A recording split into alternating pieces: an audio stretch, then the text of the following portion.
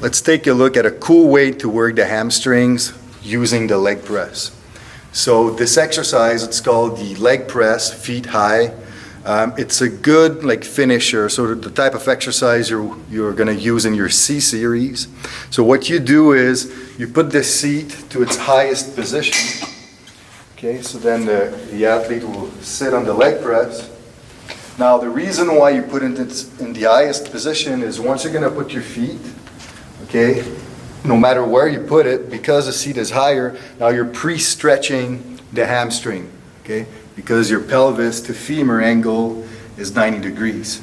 But now to get even more involvement of the hip extensors, like the eye attachment of the hamstrings, you're going to put your feet up higher, well, or as high as you can, okay, so you're going to unlock, so you put your feet high.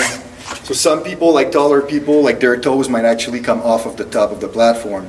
So now, as you can see, if you look at the angle here from femur to torso, it's a very closed angle, okay? So now, right now, our hamstrings are already very pre-stretched.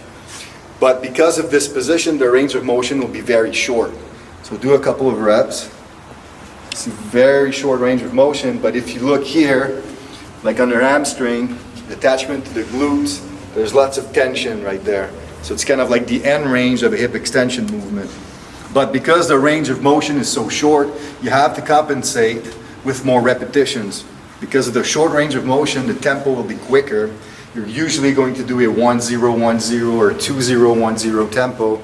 So reps in the 20 to 25 or even 30 will be beneficial at this point. But because of the nature of exercise, you understand why it's more suited for the end of the workout than it would be at the beginning of the workout. So it's more of a finisher type of exercise. So leg press, feet high. And one cool thing about it too is you can play around with your feet position. You can stop.